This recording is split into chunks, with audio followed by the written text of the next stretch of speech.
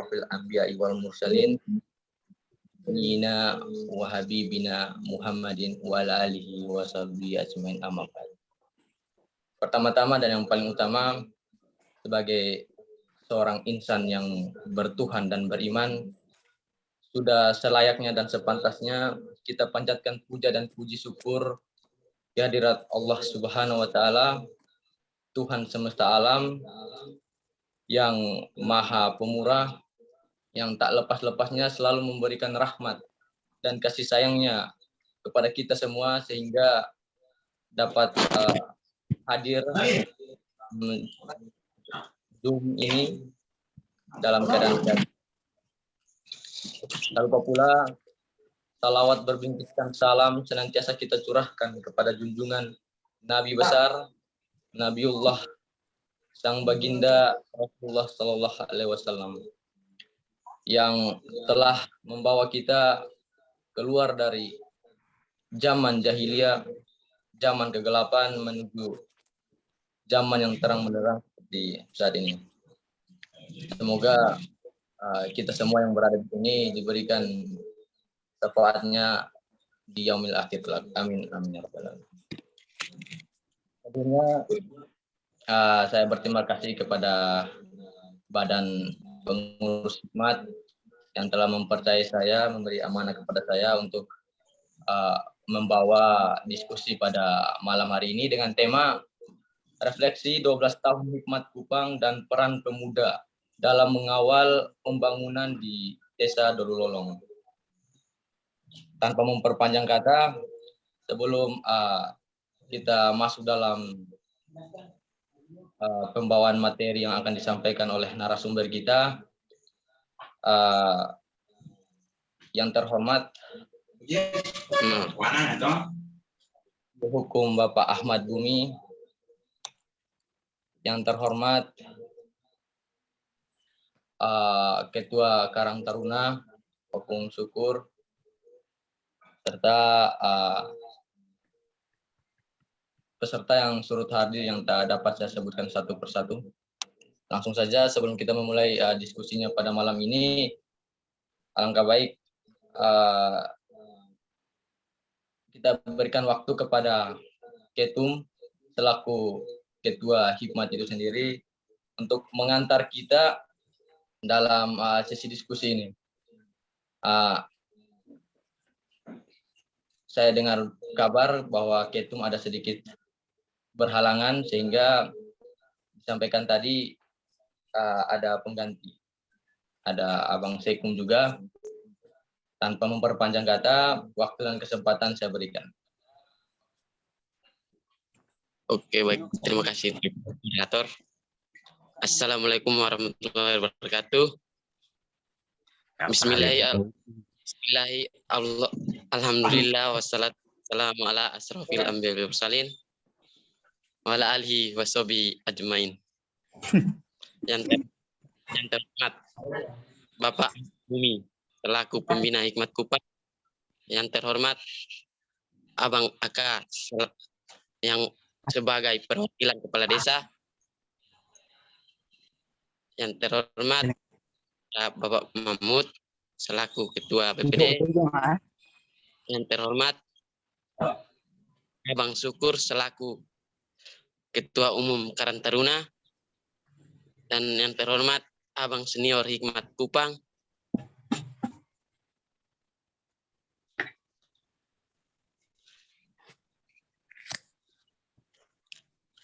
Sebelum masuk ke inti permohonan maaf sebelumnya, maaf karena pada diskusi kali ini Ketua Umum tidak dapat hadir dikarenakan sedang melakukan perjalanan pulang kampung. Untuk itu saya selaku Sekretaris Umum yang mewakilinya.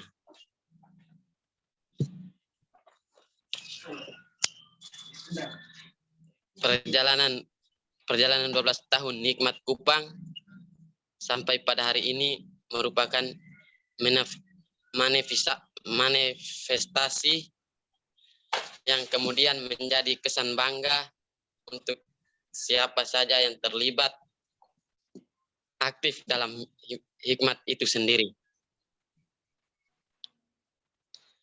Tidak ada kata yang lebih indah dari rasa terima kasih kepada seluruh senior Hikmat Kupang maupun anggota Hikmat Kupang yang sampai pada hari ini masih tetap mengawal baik perjalanan Hikmat Kupang. Erat kaitannya perjalanan Hikmat Kupang maupun perjalanan kemajuan Desa Dololong sebagai kaum muda dan mahasiswa, kami selalu mengawal dan mengikuti berbagai macam perkembangan maupun polemik-polemik yang terjadi di Leuau Dololong. Hari ini Dololong telah sampai pada suatu era yang mana kita kenal sebagai era milenial.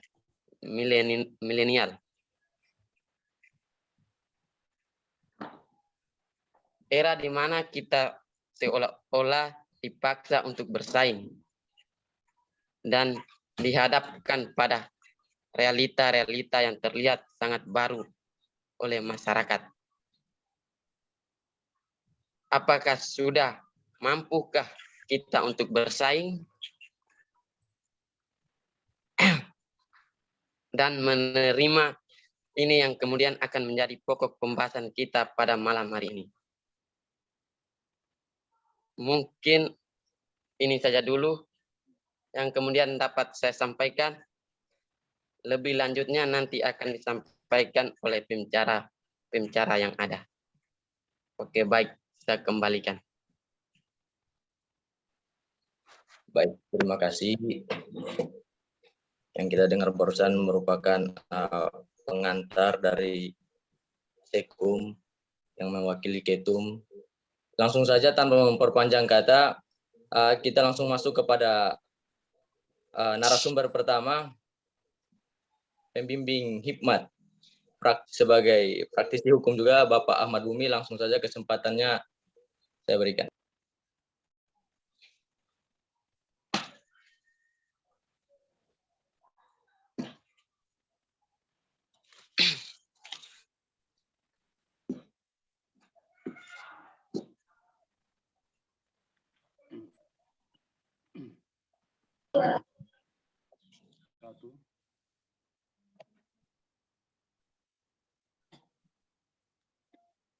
Dengar suara tuh.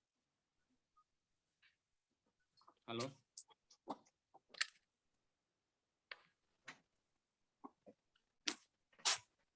Assalamualaikum warahmatullahi wabarakatuh. Waalaikumsalam warahmatullahi wabarakatuh. Waalaikumsalam warahmatullahi wabarakatuh. Ya, alhamdulillah pada malam hari ini kita diberi nikmat sehat sehingga kita bisa bertemu dalam diskusi yang sangat sederhana ini. Tapi mudah-mudahan dalam diskusi yang sangat sederhana ini dapat memberi manfaat untuk kita semua, khususnya adik-adik yang terhimpun di dalam kelompok Hikmat Kupang ini. Singkat saja saya sampaikan pada kesempatan malam ini, Hikmat itu adalah perkumpulan generasi dulu yang sedang melakukan studi. Olehnya Hikmat kita golongkan sebagai kelompok intelektual. Kelompok intelektual dengan pikiran-pikiran yang rasional dan objektif. Ada 3 hal yang saya sampaikan pada diskusi kita singkat pada malam ini. Pertama, terkait dengan penguatan generasi. Yang kedua, dulu sebagai rumah besar kita. Dan yang ketiga, partisipasi di dalam membangun Leuau. Yang pertama, terkait dengan penguatan generasi, pada malam yang singkat ini, saya hanya ingin titipkan kepada Hikmat bahwa generasi Hikmat itu perlu berani membaca dan menulis. Itu pesan saya yang pertama. Sebagai kelompok intelektual, Hikmat harus berani membaca dulu secara utuh, tanpa melihat suku, status, maupun kelas sosial yang ada di sana. Pada posisi kita sebagai kelompok terpelajar intelektual. Salah satu cara membaca dulu secara utuh adalah dengan jalan menulis. Menulis itu sama dengan kita menembak kepala pembaca. Menulis itu sama dengan kita membawa dulu keliling dunia secara gratis. Menulis itu medan perang di alam sadar dan bisa menjadi karpet terbang.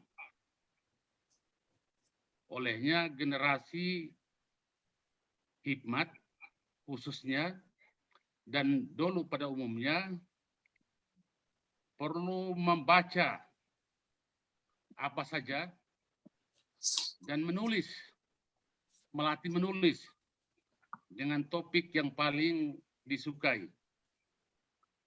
Tidak hanya membaca buku, tetapi juga membaca objek-objek material yang ada di dulu.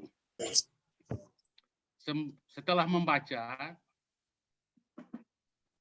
kalian dapat membuat pemetaan dengan melihat masa lampau, kini, dan masa yang akan datang.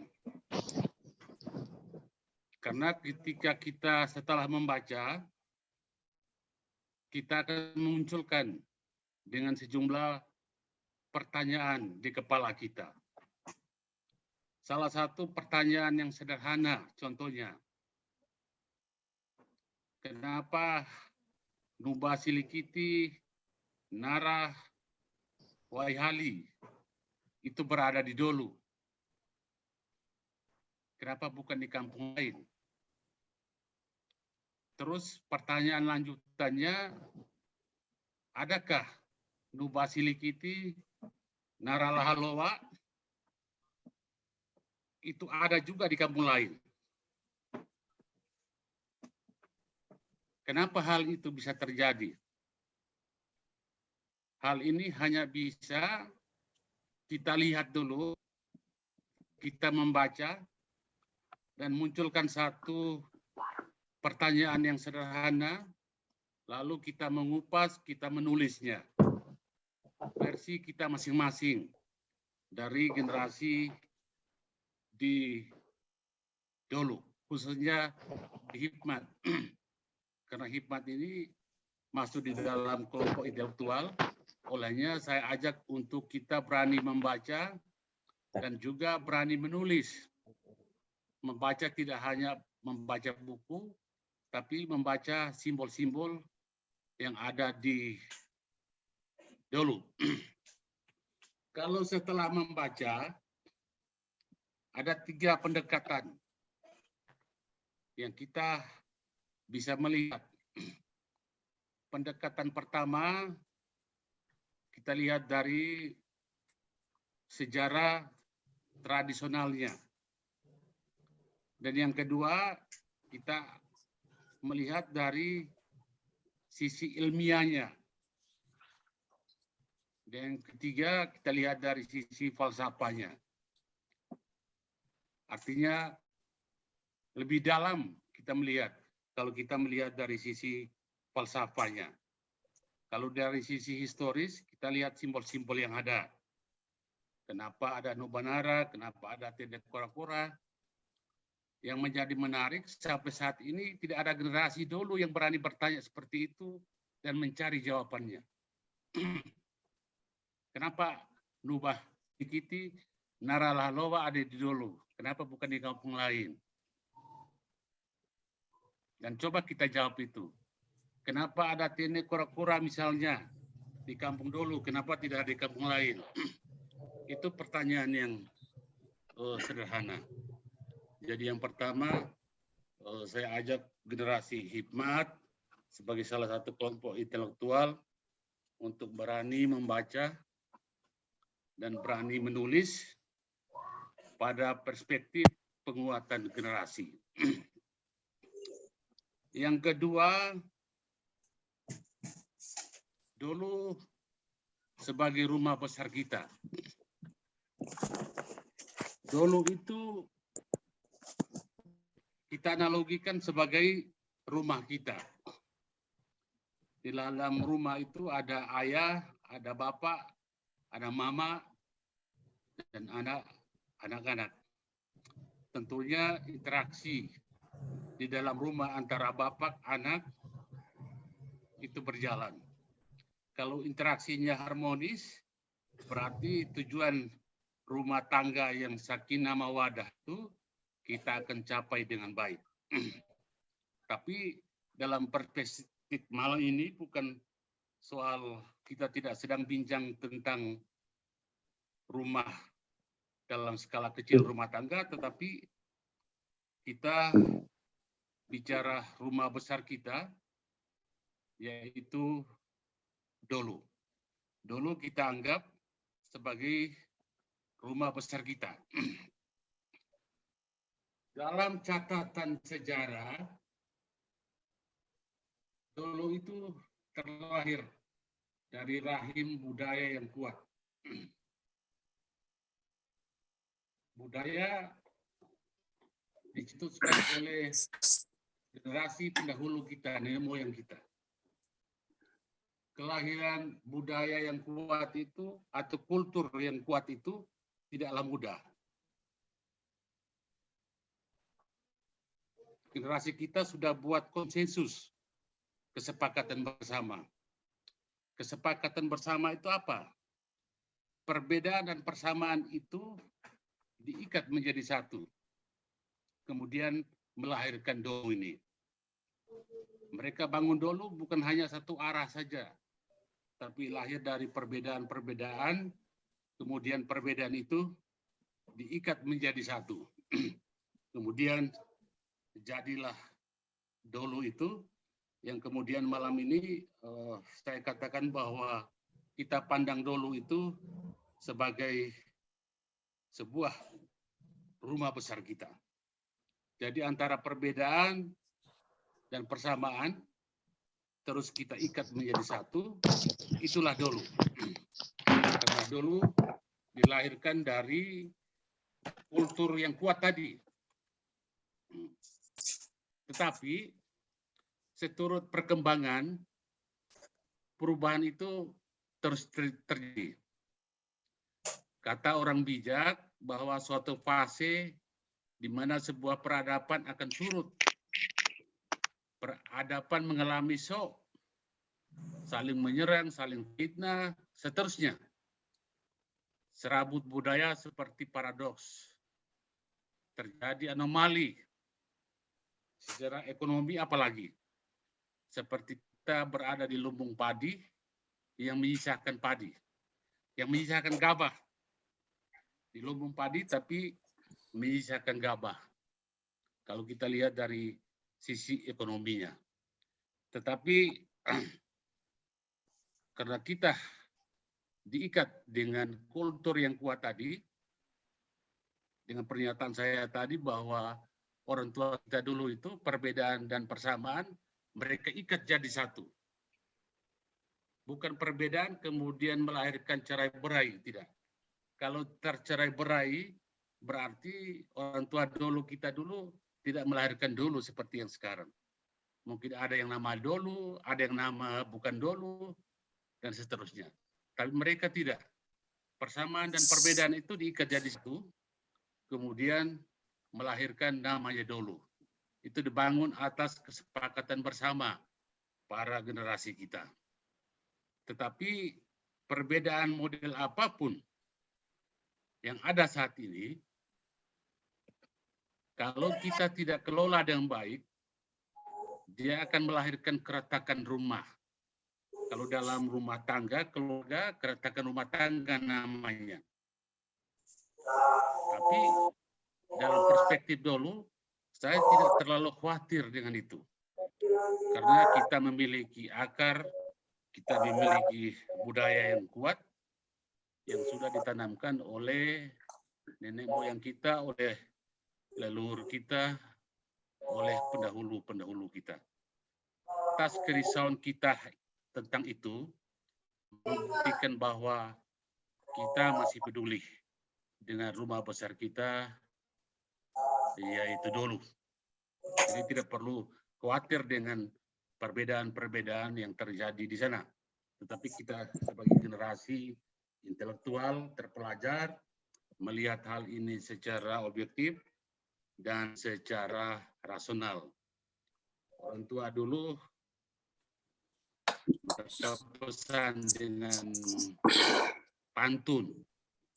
Mereka bilang, tobo lamang ribu ratu, tubung marah mau-mau, tubung marah upal-upal, yang puluh nete ude, matem puluh wa ude. Kasih pantun rubanobe. Nah, itu yang mengikat kita. Jadi mau membangun dulu perbedaan dan persamaan diikat menjadi satu.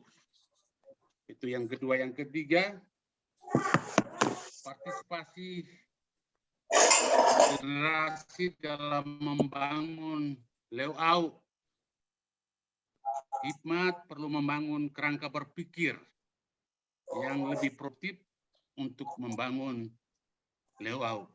Untuk pembangunan leuau, tentu dengan mengikuti visi misi program kepala desa yang ada, baik program fisik maupun non fisik. Tentu dengan kajian-kajian, dengan telaan-telaan yang baik sesuai dengan versi Hikmat. Program fisik misalnya, jalan Dolu Halapahadi yang menghubungkan Dolu dengan Hinggala Mei untuk menopang tumbuh kembangnya usaha produktif masyarakat desa.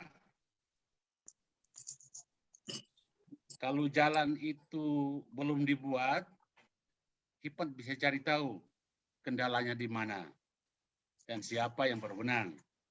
Kalau berwenang pihak kabupaten, Hikmat membuat telaan ke kabupaten, baik DPRD dan pemerintah, selain melakukan kerja-kerja lobby. Ini contoh saja.